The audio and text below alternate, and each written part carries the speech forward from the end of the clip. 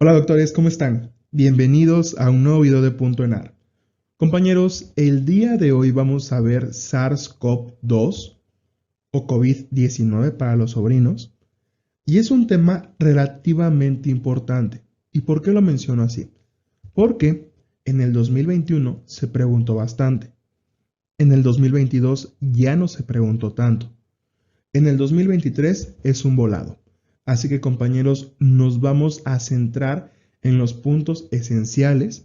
Esta clase está basada con respecto al manual de operación de COVID 2022 de la Secretaría de Salud. Entonces, tengan la certeza de que todo es de fuentes mexicanas. Así que compañeros, para no hacer este video más largo, iniciamos. Empezamos con la definición, como siempre, sobrinos. El SARS-CoV-2 es una enfermedad infecciosa provocada por un virus ARN. Recuerden esto, ARN, del orden de los nidovirales.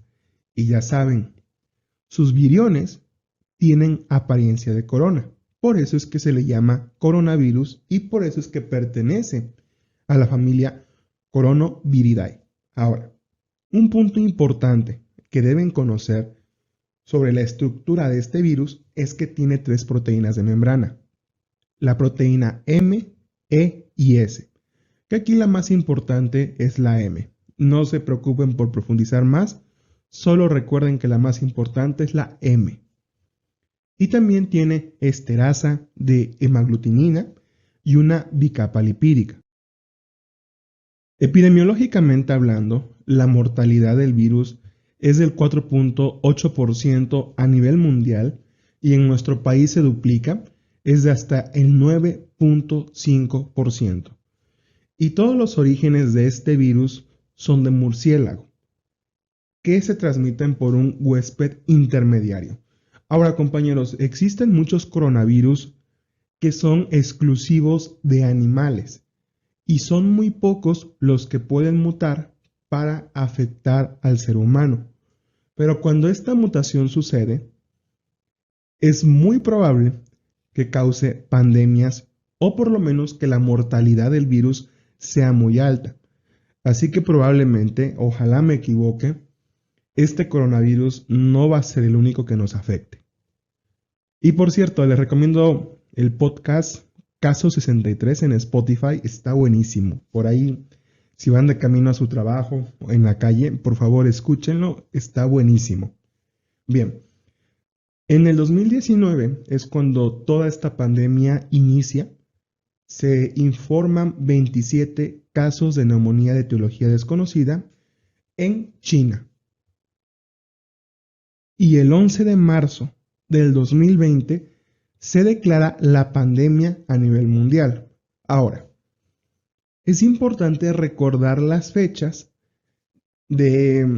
importantes en México. El primer caso en México fue el 27 de febrero del 2020 y el 30 de marzo se decreta la emergencia sanitaria. Así que compañeros, este virus ya lleva más de 3 años con nosotros. El contagio es de persona a persona por aerosoles. Bien, compañeros, vamos a los puntos más importantes. Tenemos una proteína Spike. Esta se une al receptor AC2 y eventualmente lo hace al neumocito tipo 2, en donde introduce el ARN. Recuerden que este virus es un ARN. Y las proteínas N empiezan a transcribir. ¿Dónde se transcribe todo esto? Pues en los ribosomas, en donde además se produce la replicasa y se empieza a multiplicar. ¿Qué es lo importante de aquí, compañeros? A lo mejor esto que acabo de mencionar no se los preguntan, pero quiero que sepan que todo esto sucede en un periodo de incubación de 2 a 7 días. Y el periodo de incubación lo tienen que saber de memoria. Ahora, ¿cómo sucede la diseminación de este virus? Se da por tres maneras. Por gotas mayores de 5 micras cuando nosotros estamos hablando o tosemos. y estas pueden alcanzar hasta 4 metros. Obviamente el espectro de mayor contagiosidad es más o menos de 1 metro a 1,5 metros. Por eso la famosa sana distancia. Ahora, también puede ser por aerosoles menores de 5 micras, esto cuando tomamos las muestras de RCP. Y en menor medida en contacto por fomites. Y en un inicio estaba la famosa sanitización, que es una palabra que ni siquiera existe en el diccionario, porque se mencionaba que los otros coronavirus, no el SARS-CoV, los otros coronavirus, los que ya conocíamos, podían vivir en superficies de 7 a 9 días. Entonces se empezó a sanitizar, con esta palabra que repito ni siquiera existe, cualquier cosa. Ya afortunadamente se ha demostrado que todo eso, la verdad, no sirve de mucho para detener la propagación de este virus. Aquí lo importante es la sana distancia y una correcta protección, es decir, con un cubrebocas N95. Ahora, hasta el momento, compañeros, hay 7 coronavirus que pueden infectar a las personas. Y esto ya lo comentaba hace un momento. Hay coronavirus que son exclusivos de humanos, pero cuando llegan a mutar son muy agresivos. Y aquí tenemos otros ejemplos, como el SARS-CoV o el MERS-CoV, que estos pueden ser incluso hasta más mortales. La gran ventaja es que no se lograron diseminar tan rápido como el SARS-CoV-2. Ahora, compañeros, sé que esta diapositiva da miedo porque es toda la fisiopato del coronavirus, pero no hay necesidad de aprendérsela. Solamente quiero que entiendan esto. Llega la partícula del SARS-CoV-2. Esta se va a fijar y va a penetrar a través de una endocitosis. Después de esta penetración empieza la famosa biosíntesis y por ende la replicación. Ya que suceda esto, va a haber una maduración y una transducción de proteínas estructurales. Cuando esto suceda, ya va a ocurrir la liberación. ¿De acuerdo? Entonces, más o menos quiero que entiendan estos pasos. Repito, no hay necesidad de memorizar todo esto. Pero vean, y vuelvo a repetir el ciclo. El coronavirus se fija, penetra a través de una endocitosis, empieza a suceder la biosíntesis con la transducción y por ende va a haber una maduración y posterior a esta maduración viene la liberación. Y eso es lo que tienen que saber. Las definiciones, compañeros. Las definiciones operacionales en contextos de pandemia o de este tipo de enfermedades infectocontagiosas son muy importantes. Entonces, nosotros vamos a definir un caso sospechoso como una persona de cualquier edad que en los últimos 7 días haya presentado al menos 2 de los siguientes signos y síntomas. Empezamos con tos, fiebre o dolor de cabeza, acompañados de al menos de unos de los siguientes síntomas. Dificultad para respirar, que obviamente esto es un dato de alarma, atralgias, mialgias, dolor de garganta, escurrimiento nasal, conjuntivitis y dolor en el pecho. Compañeros, aquí el problema a la hora de hacer su diagnóstico es que se confunde mucho con dengue, ni siquiera con influenza, se confunde mucho con dengue. Entonces más adelante voy a tratar de explicarles cómo hacer la diferenciación, que la verdad aquí sí es difícil hacerla. Y bien, un caso confirmado es una persona que cumpla con la definición operacional de caso sospechoso y que ya hayamos confirmado con algún estudio diagnóstico confirmatorio, válgase la redundancia. Y obviamente hay que identificar y reportar todos estos pacientes al Instituto de Diagnóstico y de Referencia Epidemiológica. Entonces, caso sospechoso, que tengan la clínica. Caso confirmado, la clínica más un estudio de laboratorio confirmatorio. Ahora, compañeros, viene un tanto lo más complejo. La verdad, identificar esta patología Al menos en casos clínicos sí tiene su grado de complejidad, porque tenemos datos muy inespecíficos. Les van a poner fiebre, tos seca, disnea, odinofagias, mialgias, fatiga, vómito o diarrea. Y recuerden que también podríamos tener conjuntivitis. Y ese es un tema que acabamos de ver. Se parece mucho a dengue. Entonces, aquí afortunadamente, una forma de hacer la diferenciación es que muchas veces o ya nos van a dar el diagnóstico de SARS-CoV-2 o les van a poner la saturación. Y obviamente los pacientes en SARS-CoV-2 van a estar desaturando. Y otro punto que los puede ayudar a diferenciarlo de dengue, y ya enfocándonos en una característica del dengue, es en los datos hemorrágicos. En esto que tanto hice hincapié ayer, las lesiones que parecen islas blancas en un mar rojo. Entonces, con esos pequeños datos pivotes, podrían hacer el diagnóstico diferencial. El problema es que sí va a haber ocasiones en donde les pongan un caso clínico y no les pongan ninguno de estos datos. Y aquí, compañeros, ya vamos a apelar un poco más a la suerte. Y obviamente traten de también identificar los factores de riesgo. Todavía, a pesar de que ya es una pandemia, los casos clínicos de coronavirus se siguen preguntando en un contexto donde un paciente tuvo un viaje al extranjero. Y los de dengue, ya saben, tuvo un viaje a zonas endémicas. Ahora, compañeros, no va a ser raro que les pongan un caso clínico aprovechándose de esta confusión que existe en estas dos enfermedades, en donde el paciente presente síntomas justo después de picadura de zancudos. Y el caso clínico que yo me encontré de este tipo, la respuesta correcta fue SARS-CoV-2.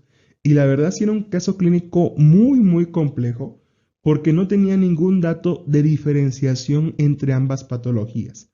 Así que repito, aquí sí tendremos que apelar un poco a la suerte y a las estrategias que ya les enseñamos para contestar casos clínicos. ¿Cómo? Ver qué les están preguntando.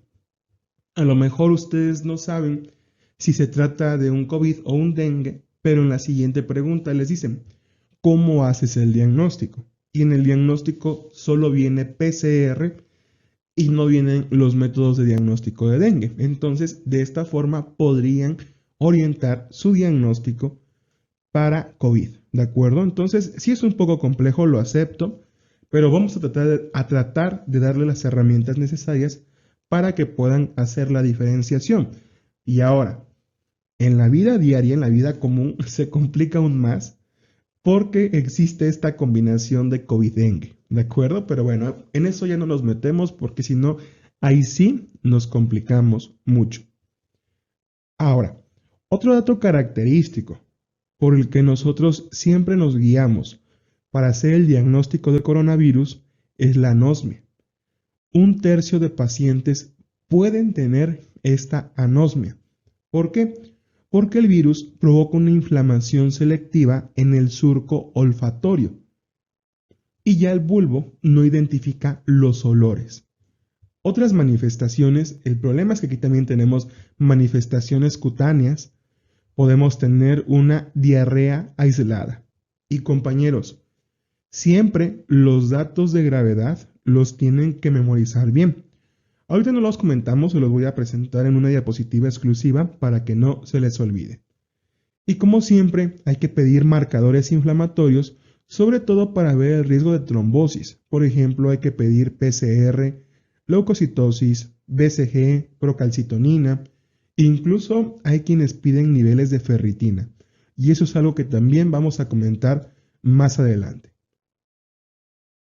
Ahora, compañeros, ya les puse el peor escenario clínico que les podrían poner, donde se podría confundir con dengue. Pero esperemos que no sean tan mala onda y les pongan el siguiente que les voy a comentar, que este sí es un caso clínico típico del libro. Va a ser un paciente de cualquier edad con disnea de medianos esfuerzos. Eso ya nos habla de que existe un compromiso respiratorio un tanto moderado a grave, ¿no?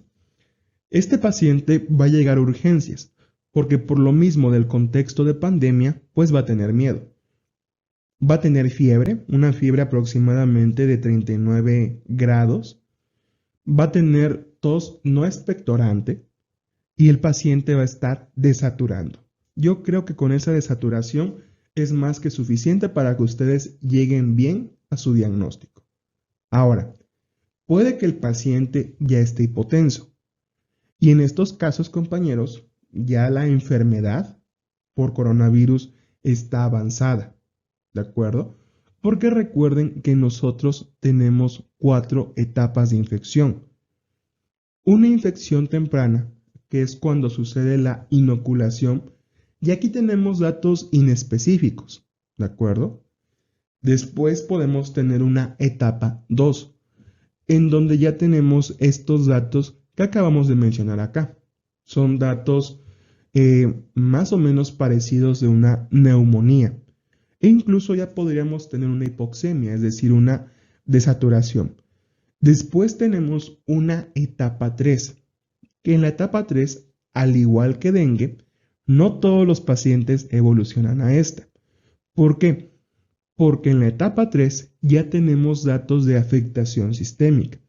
Si ustedes piden una PCR, si ustedes piden procalcitonina, van a estar elevados. Y además, los signos vitales les van a estar gritando que este paciente ya va a estar complicado. ¿Con cuál yo me guiaría principalmente? Con la tensión arterial. Un paciente ya en etapa 3 seguramente ya está chocado. Entonces, si les ponen un paciente con una sistólica por ahí de 90 y una diastólica de 60, piensen que su paciente ya está en una etapa 3. ¿De acuerdo, compañeros? Bien, vamos a continuar. Y sobrinos, recuerden que ya tenemos plataforma. Búsquennos como curso.enar.com.mx. Ahí van a encontrar un curso totalmente gratuito con todas las clases que hemos subido a YouTube, no solo hasta este momento, sino de 1 o 2 meses más adelantadas. Actualmente en ese curso va en la clase 88. Así que, sobrinos, si ustedes ya no quieren ver comerciales, quieren tener una estructura bien organizada del curso, vayan, inscríbanse a esta versión totalmente gratuita. Va a seguir siendo gratuita hasta que ustedes presenten el ENAR 2023, es decir, hasta el 30 de septiembre. Solo tienen que registrarse y no tienen que pagar absolutamente nada. Además, van a encontrar 4 simuladores para que ustedes contesten. Son un simulador por especialidad.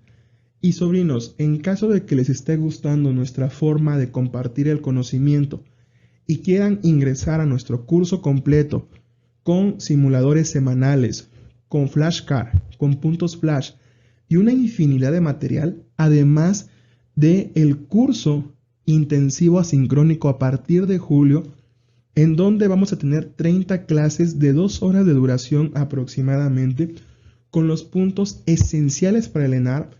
Ingresen a nuestro curso.enar, el pago mensual es solo de 200 pesos y si hacen un pago único es de 1000 pesos. Este pago único es con fecha de abril. Si ustedes están viendo este video después, es probable que este costo se haya hecho más pequeño. Y nada más por mencionar, tenemos el grupo de estudio, que el grupo de estudio generalmente se encuentra lleno, afortunadamente. En este grupo de estudio, además de las clases pregrabadas que ofrecemos en este curso completo, tenemos sesiones en vivo. Actualmente estamos en el semi-intensivo. Tenemos 2 clases en vivo por semana de 2 horas y media o hasta 3 horas de duración, que consiste que primero, antes de entrar a clase, se conteste un simulador que nosotros enviamos, vemos la clase de repaso, después analizamos el simulador y terminamos con una sesión Kahoot. Entonces son sesiones interactivas en donde ustedes integran el conocimiento. Así que, sobrinos, no lo piensen más, ingresen a nuestra plataforma y pues bueno, ese era todo el comercial. Otro punto muy importante que deben conocer son los criterios de hospitalización, porque muchos les van a preguntar qué es lo que hay que hacer con este paciente. hospitalizarlo o mandarlo a casa con aislamiento domiciliario y una revaloración en 24 horas. Entonces, si su paciente tiene disnea, que ojo compañeros, esta puede ser una pregunta. La disnea es el dato más relevante como predictor de complicaciones. En ellos hay que hospitalizar. A ellos hay que hospitalizarlos. Una saturación menor a 90, que ustedes ya saben que una saturación menor a 90 ya nos habla de un COVID moderado, una alteración del estado de conciencia, sensación de opresión torácica, datos de choque o falla orgánica múltiple. Estos dos últimos datos nos hablan de que ya estamos en una etapa 3 de la enfermedad y obviamente debemos hospitalizar al paciente. Y como les comento, compañeros, en caso de no tener ninguno de estas consideraciones de hospitalización, el paciente se tiene que aislar en su domicilio y tener una revaloración a las 24 horas. Ahora, cuando ustedes estén haciendo su abordaje inicial, primero tienen que identificar a los casos sospechosos. Les podría hablar que vamos a identificar factores de riesgo como viajes al extranjero, pero ustedes ya saben que en la actualidad, en cualquier lugar podríamos adquirir esta infección. Ahora, lo que sí tendríamos que hacer es aislar al paciente y verificar que cumpla con la definición operacional de un caso sospechoso. Y para confirmar o descartar, tendremos que solicitar un estudio de laboratorio confirmatorio. ¿Y cuál va a ser ese estudio? Pues una PCR en tiempo real. Y esto, compañeros, es una pregunta casi obligada. El método diagnóstico más preciso, o al menos el de primera elección, es la PCR en tiempo real, aunque sí tenemos falsos negativos hasta en un 30%. Aquí podríamos también solicitar anticuerpos serológicos como ELISA, pero la verdad es que esto no se hace. Aquí se nos menciona que podríamos solicitar estudios complementarios si existiese alguna comorbilidad o alguna lesión aguda mixta, es decir, sospechar algunos problemas como una falla orgánica. ¿De acuerdo? En esos casos solicitaríamos EGO, solicitaríamos una BH, una química sanguínea. Ahora, con respecto a los estudios de imagen, tenemos dos opciones, la radiografía de tórax y la TAC. La radiografía de tórax, compañeros, la verdad es que es una opción que se deja solamente para hospitales que no cuentan con el recurso, porque hasta en el 60% no descarta el diagnóstico. Así que, compañeros, si ustedes pueden solicitar una tomografía, es lo mejor.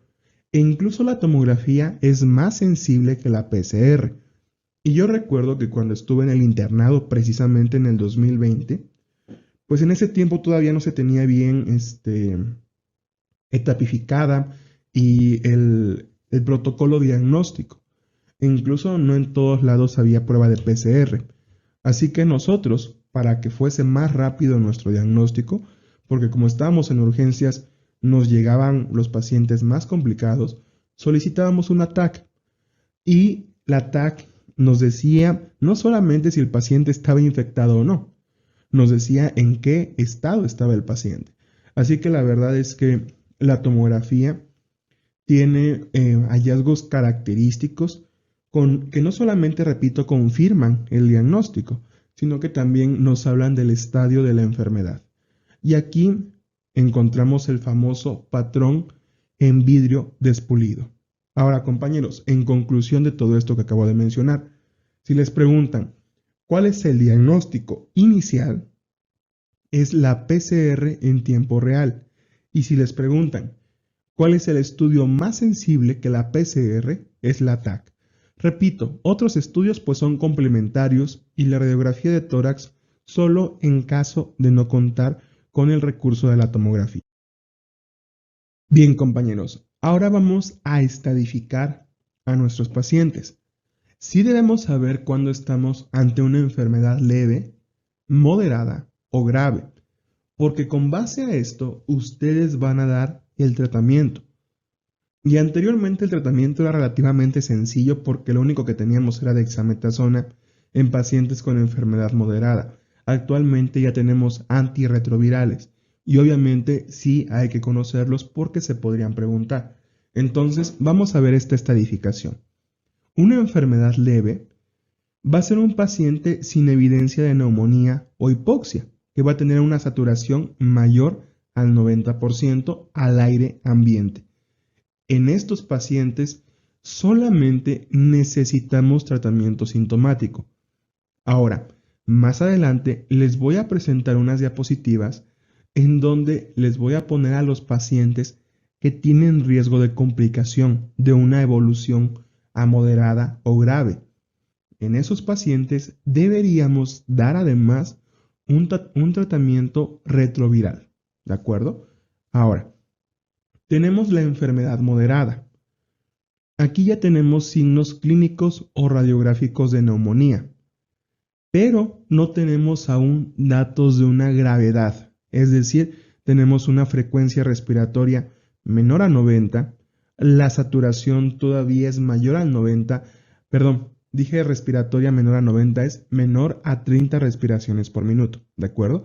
La respiratoria, repito, es menor a 30 respiraciones por minuto y la saturación aún es mayor a 90 al aire ambiente.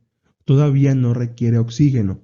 Ahora, la que más les van a preguntar, y esto compañeros va muy de memoria, es el diagnóstico, la estadificación de un COVID grave. Aquí tenemos signos clínicos o radiográficos de neumonía, además de una frecuencia respiratoria mayor a 30 respiraciones, dificultad respiratoria grave y una saturación menor al 90% al aire ambiente. Entonces, compañeros, llévense de memoria estos dos datos. Una frecuencia respiratoria mayor a 30 y una saturación menor a 90, ya estaremos hablando de una enfermedad grave y obviamente a estos pacientes se les tiene que hospitalizar. Y aquí, compañeros, les pongo un screenshot de esta guía que nos da la Secretaría de Salud para priorizar a nuestros pacientes, para saber qué pacientes tienen mayor riesgo de complicarse y de esta manera nosotros podamos hacer un triage correcto.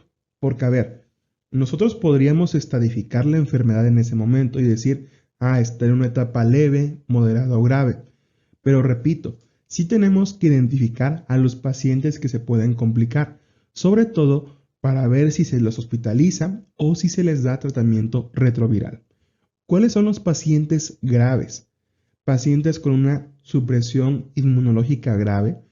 Les pongo un ejemplo. Pacientes con VIH, con un conteo de CD4 menor a 24, o pacientes mayores de 61 años con vacunación incompleta.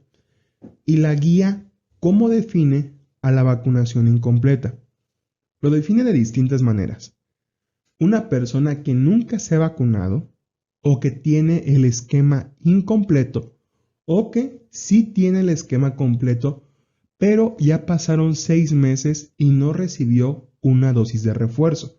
Más adelante, en la última diapositiva, les vamos a poner ya los esquemas completos porque, por ejemplo, ven que en un inicio AstraZeneca solamente eran 2 dosis, pero ya después se pusieron 3 o incluso hasta 4 dosis. Entonces, si un paciente solamente tuviera 2 y ya pasaron más de 6 meses, incluso a él lo podríamos considerar como una vacunación incompleta. Entonces, repito nuevamente los criterios de vacunación incompleta. Una persona que jamás se ha vacunado, que tiene un esquema incompleto o que a lo mejor sí tuvo el esquema completo inicial, pero ya pasaron 6 meses y no recibió un refuerzo. ¿De acuerdo? Ahora, los que se van a ir a un triage naranja son los pacientes de 50 a 65 años con vacunación incompleta o mayores de 65 años que aquí independientemente a que tengan la vacunación completa, pero tienen comorbilidades. Y compañeros, ¿cuáles son las comorbilidades? Las que más tienen que recordar son estas tres que les voy a mencionar. Paciente con insuficiencia renal crónica, con una tasa de filtración menor a 35, obesidad grado 2, es decir, una obesidad con un índice de masa corporal mayor a 35 y pacientes con EPOC. En ellos hay que considerar como un paciente con comorbilidades. Y ya en un triage azul es un paciente de 18 a 50 años con vacunación incompleta más comorbilidades.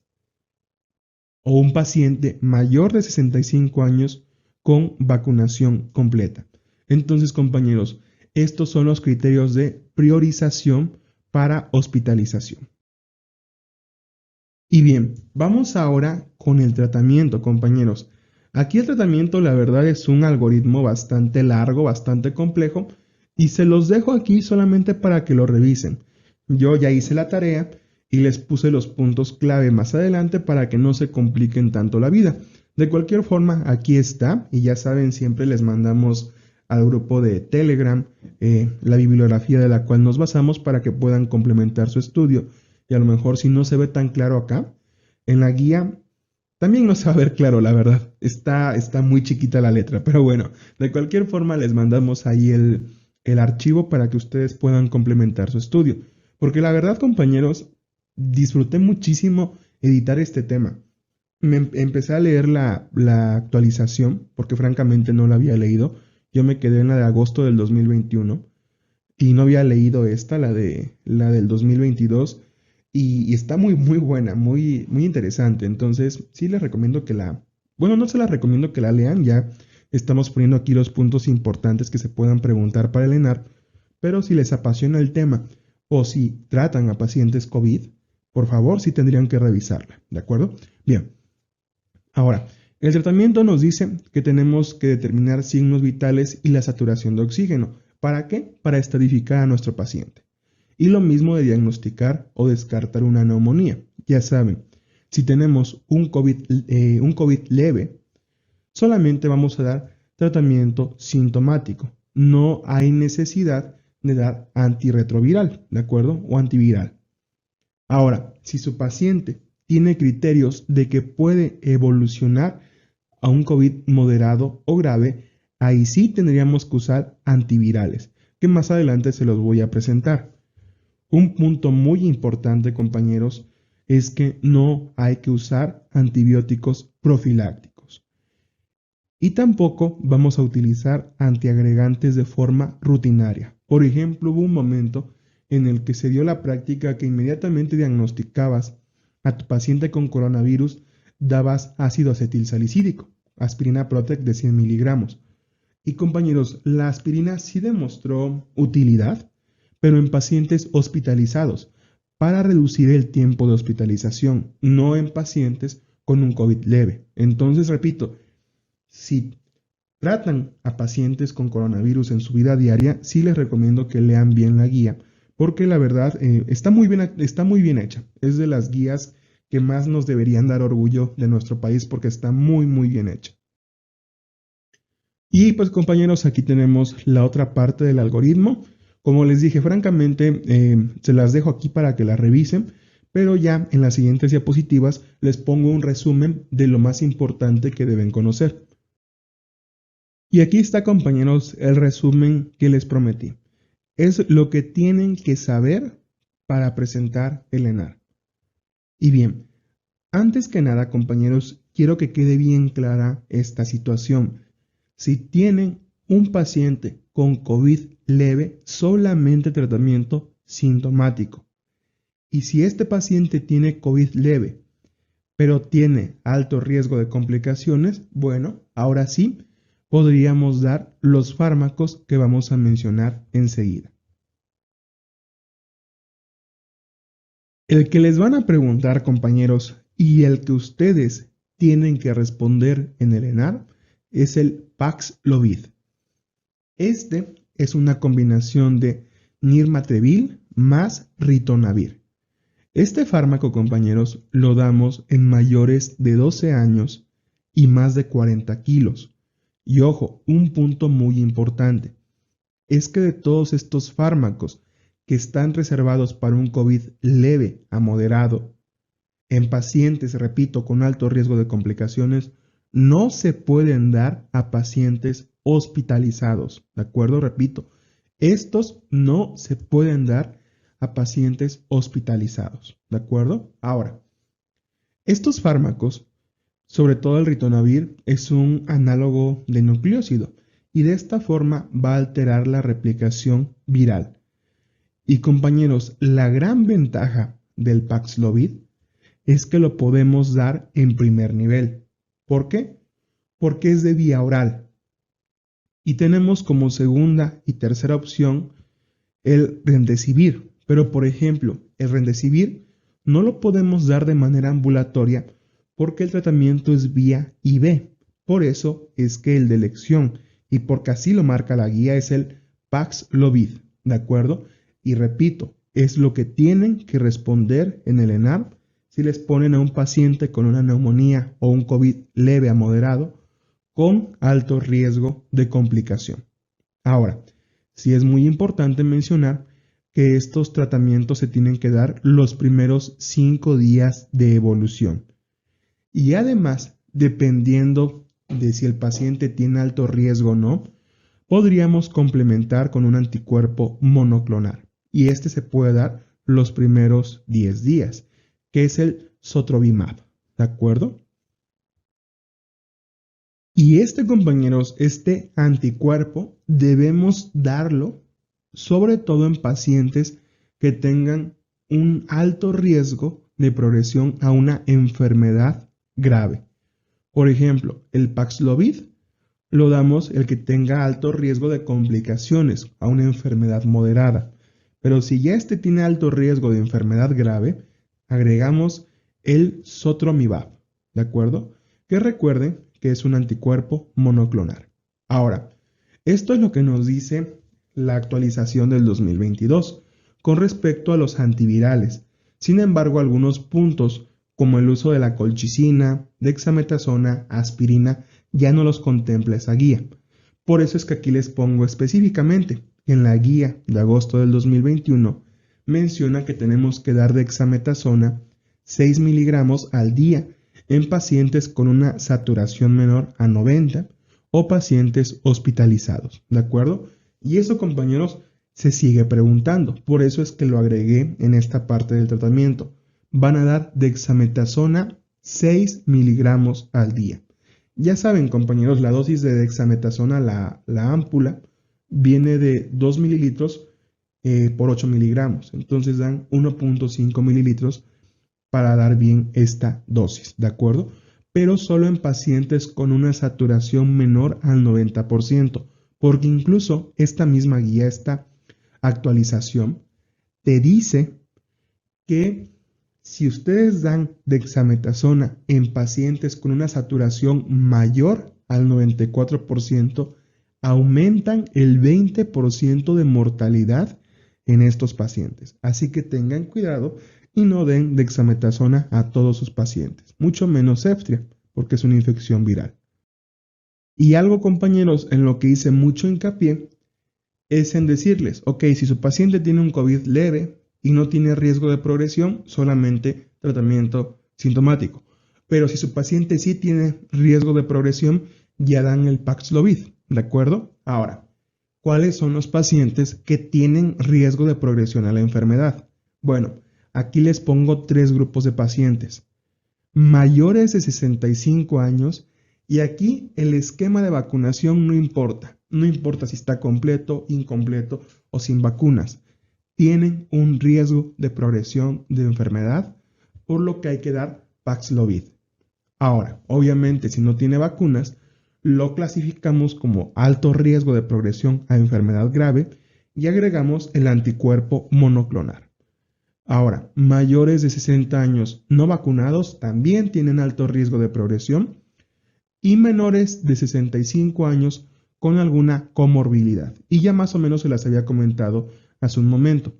Obesidad mayor a 35, a un IMC mayor a 35, que tengan hipertensión o diabetes no controladas, cáncer activo, antecedente de trasplante, tratamiento inmunosupresor, EPOC o VIH menor a 200 CD4, ¿de acuerdo? Estos son los pacientes que tienen riesgo de progresión y es a los que hay que darles el Paxlovid. Ahora, compañeros, eso en COVID leve o moderado. Ya en COVID grave, que aquí se los van a preguntar solamente de forma general, porque obviamente esto ya se maneja en segundo o tercer nivel. A los pacientes críticos siempre tienen que preocuparse por el estado de hipercoagulabilidad. Ustedes ya saben que una buena manera de identificar estos riesgos tromboembólicos es con ayuda del dímero D y del fibrinógeno. Y también podrían complementar a lo mejor con PCR. Pero ahora, si su paciente tiene un alto dímero D o tiene algún riesgo para una tromboembolia, que es lo que más nos podría complicar a estos pacientes, tenemos que dar una tromboprofilaxis con heparina de bajo peso molecular. Compañeros, pregunta obligada, ¿de acuerdo? Pregunta obligada porque todos los pacientes hospitalizados deben recibir esta tromboprofilaxis. Repito, es con heparina de bajo peso molecular. Ahora, sí podríamos utilizar también heparina no fraccionada, pero la que más se nos recomienda es la heparina de bajo peso molecular. Ahora, compañeros, sí hay que conocer las contraindicaciones para una tromboprofilaxis, que son pacientes con unas plaquetas menores a 50,000, una hemoglobina menor a 8 o hemorragia en los últimos 30 días. En estos pacientes no pueden dar esta tromboprofilaxis con este fármaco, pero sí pueden poner o utilizar un dispositivo de compresión neumática intermitente. Este dispositivo se pone en las extremidades inferiores. Ahora, compañeros, les pueden preguntar si la dosis de tromboprofilaxis es estándar o es alta. Va a ser estándar en todos los pacientes hospitalizados, pero si tienen un paciente en cuidados intensivos o con un dímero D muy alto, tienen que dar tromboprofilaxis en dosis altas. Francamente, no les recomiendo que se aprendan las dosis porque es mucha información, solamente recordar y recalco. Pacientes hospitalizados, tromboprofilaxis con dosis estándar. Pacientes en UCI o con dímero D alto o a lo mejor también con un fibrinógeno alto, damos tromboprofilaxis en dosis alta. Y ahora, compañeros, esto con respecto a la tromboprofilaxis. Con respecto a la oxigenación, ustedes ya saben que en caso de no cumplir los requerimientos de oxigenación con ventilación suplementaria, tenemos que intubar a nuestro paciente. Otro punto, compañeros, también tenemos que vigilar la perfusión. Esto es muy similar a lo que vimos en ATLS. Recuerden, lo importante es la oxigenación, que esto lo vamos a conseguir con una intubación, y la perfusión. ¿Cómo? Manteniendo una presión arterial media mayor a 60 milímetros de mercurio. Y esto lo tienen que conseguir con líquidos, cuidando siempre de que el paciente no se vaya a encharcar. Porque imagínense, ya tiene un problema pulmonar y que ustedes le provoquen un edema pulmonar, pues va a ser mucho peor, ¿no? Entonces, en caso de no cumplir metas con reanimación hídrica estándar, tienen que agregar aminas, es decir, vasopresores. Doctores, preguntas de examen. En primer lugar, van a dar noradrenalina para alcanzar esta presión arterial media mayor a 60. Después de esta noradrenalina, si es que no alcanzamos metas, podemos agregar vasopresina. Y si por alguna razón su paciente ya tiene datos de insuficiencia cardíaca, podemos agregar dobutamina. Y esto, compañeros, es de forma general el tratamiento en pacientes críticos. Y bien, compañeros, concluimos con la profilaxis. Ya sabemos, hay que promover la vacunación en todos los pacientes. En nuestro medio tenemos estas 5 vacunas principalmente. Yo me enfocaría en estas 3, en Pfizer, Astra y Sputnik, que fueron las que más se aplicaron en nuestro medio. Recuerden que la Pfizer originalmente eran 2 dosis, pero con los refuerzos llegaron a 4 dosis. Y Astra lo mismo. Inicialmente eran 2 dosis y se terminaron aplicando 3. Ahora, compañeros, aquí están los esquemas. El esquema primario, cuando se pone la primera dosis, cuando se pone la segunda, cuando se ponen los refuerzos. Y esto, compañeros, se los dejo de tarea a ustedes porque, pues bueno, ya sería hacer mucho hincapié y hacer muy largo este video. Francamente, yo pensé que hace un año se iba a preguntar este esquema de vacunación. No se preguntó. Entonces, francamente, dudo mucho que se pregunte este año porque implica poner marcas comerciales. De cualquier forma, aquí tienen el esquema. Y ya saben, compañeros, hay que utilizar cubrebocas N95, sobre todo nosotros, trabajadores del área de la salud, y también pacientes, o mejor dicho, personas que están atendiendo a estos pacientes. Uso de gel antibacterial, aislamiento en caso de síntomas y un lavado frecuente de manos. Entonces, este distrés respiratorio grave es una relación presión de oxígeno FIO menor a 150. Este dato, compañeros, por favor, de memoria. Y una presión expiración, mejor dicho, una presión positiva al final de la expiración mayor a 10 centímetros de agua, ¿de acuerdo? Esto, compañeros, es definición de distrés respiratorio y es cuando nosotros decidimos pronar al paciente. Ahora, de alta dificultad, compañeros, recuerden que el ácido acetilsalicílico sí se utiliza en COVID, pero solo en pacientes hospitalizados porque demostró reducir el tiempo de estancia hospitalaria.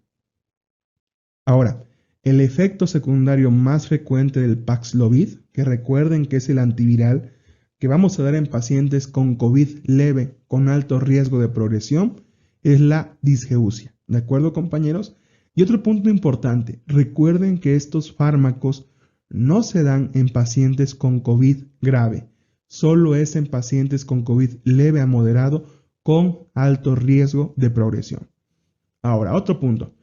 El uso de dexametasona u otros corticoides aumenta el 20% de la mortalidad en pacientes con una saturación mayor al 94%, lo que ya comentaba hace un momento. Siguiente punto. El monopiravir se está estudiando como antiviral para pacientes con COVID grave. Y esto ya lo menciona la guía, compañeros. No te dice que ya está 100% recomendado, pero sí te dice que hay alta sugerencia de que sí podría funcionar. ¿De acuerdo? Monopiravir. Ahora, y concluimos, compañeros, con este dato que ya había mencionado en clase. Podremos solicitar ferritina sérica.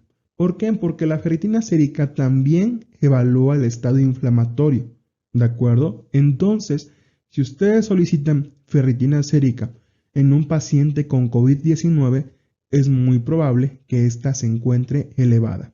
Incluso si tenemos valores mayores a 1000, podríamos decir que estamos ante un COVID grave. Sobrinos, muchas gracias por quedarse hasta el final de nuestra clase. Ya saben, si les gusta nuestra forma de transmitir el conocimiento, por favor compártanos, síganos en nuestras redes sociales, en todos lados nos encuentran como Punto Enar. Y sobrinos, se vienen muchos proyectos, se vienen cosas nuevas, estén al pendiente, sobre todo del grupo de Telegram, que es donde damos la mayoría de anuncios. Así que sobrinos, sin más, nos despedimos, cuídense mucho y un fuerte abrazo. Saludos del tío.